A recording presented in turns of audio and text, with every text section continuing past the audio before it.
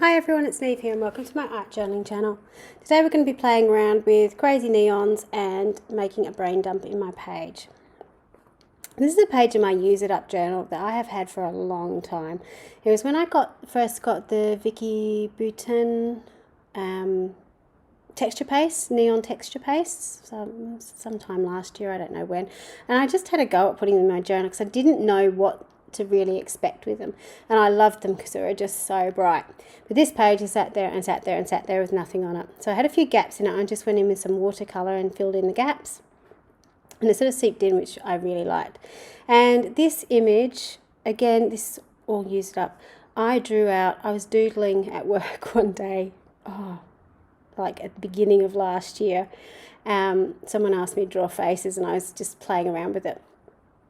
So it's on my lined pad paper from school. It's been sitting in my school bag for quite a while, and I finally pulled it out the other day when I was cleaning out my school bag and found it, and I thought, I should really put that in somewhere because I quite liked it.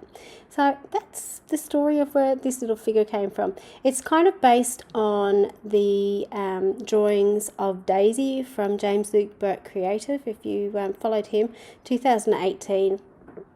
He put together some prompts for Inktober using this character Daisy and created a little storybook. And I actually did the 31 days of Daisy's prompts and really got to enjoy drawing Daisy. So this is kind of based on those drawings from 2018. So I'm just going in with acrylic paint. The reason I chose acrylic paint was because I did want to paint out some of those lines. Obviously she's not drawn on the best paper. But, you know, she is what she is. I still like her. So I'm just going with acrylic paint to try and make it as opaque as possible. So when I've finished drawing her hair and putting in her hair and her face, then I want to go and do some shading. So this is a bit unusual for me in the fact that I chose colours that were more normal than usual for me. Usually I would use sort of blues and pinks and purples. Blues and pinks and orange, yellows. Try and get the right colours, Niamh, to shade faces because I'm a bit scared of trying to do normal-ish skin tones. But I thought I'd challenge myself, in particular because the background was so bright. I wanted her face to be a more neutral colour, and you know, she's got blue hair because why wouldn't you have blue hair?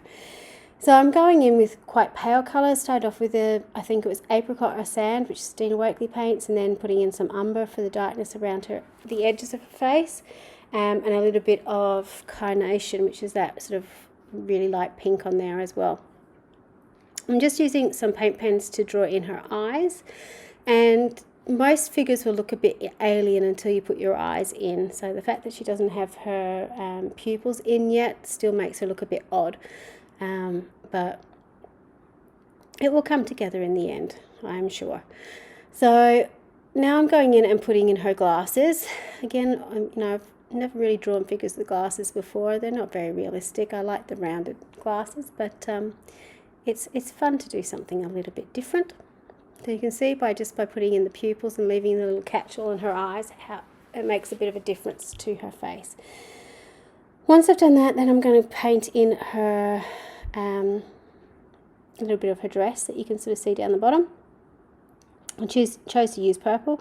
Looking on it retrospectively, I've got a big slab of purple there. I don't know actually why I chose to do that colour, but it is what it is.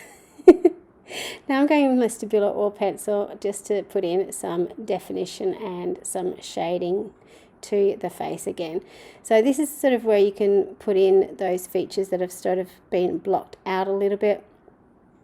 So eyelashes, eyelids, a little bit of underneath the eye, putting in the lips again.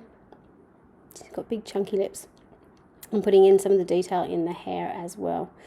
I also decided I'd sort of go down the magazine collage route of putting in some, you know, dotty spectacles, some dotty dresses, and just using my Posca paint pens to do that. So, you know, it's not necessarily realistic how I've drawn her. She's still very 2D.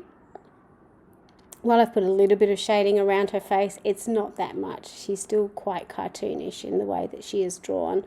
But that kind of echoes what's going on in the background because it is fairly chaotic, which is what I kind of liked.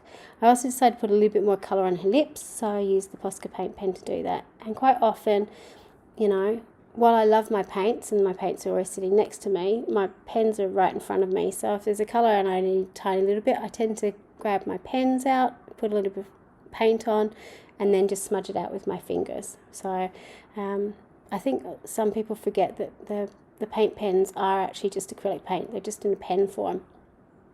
So you can use them in exactly the same way that you would do normal acrylic paint. So when I was doing this, I just wanted to have a quick quote on this, and I was looking around my studio and my eye settled on one of the darkroom door stamps that I had, which had "Do more of what made you happy." And I was going to use the stamp on the page, but it wouldn't quite work. It was, while it's a large stamp, it's too small for this page and a bit too blocky. Even if I cut it up, I wasn't sure how to sort of incorporate it in. So I decided just to write the quote on my page instead. So I'm writing out big block letters on one side, so I've got sort of a focal quote there. Now I'm going in and doing a drop shadow, just using my white pen on it, and that helps to push it out from the background and just define the letters a little bit more, particularly on sort of the darkest areas. You can sort of see how that really pops the black out from the background that little bit more. When I was doing this, I decided I wanted to do some writing on the other side of the page, and this is basically because I've been in a little bit of a creative slump. I haven't been doing art as much as I want to be doing art, just because I sort of get into my studio and I just have a creative block. I don't know what's going on. I want to be doing stuff, but there's too many other things going on in my mind, but I don't quite have the energy to deal with them, but I don't quite have the energy to deal with art either. It's just a weird situation. I'm sure lots of you can relate to it. So that's what this brain dump is about. I was just clearing my mind of everything that was going on, reminding myself of why art makes me happy, reminding me why these colours make me happy. The mess in the background, even though it looks atrocious, it just makes me happy to look at. Those colours just sing to me. So I wanted to write about it. So all I've done is drawn some squiggly lines, and I'm using those lines as the width of my letters. What that does is, while those words are readable on my page, it kind of ends up looking more like a pattern in the background, unless you actually look closely and read it. So nothing I've written there is, secret or anything. I don't mind if people read it, but it's not in your face obvious like the words on the left hand side. And it's nice having that little bit of balance on the page too. It means you don't have to worry too much about spelling mistakes or anything. You're just emptying your brain of what is in it, what's, causing you to overload with everything that's happening. So here's a close-up of my daisy and the words. You can see the difference between the font on the left and the right hand side as well, and how it sort of balances up. So you've got that sort of line work.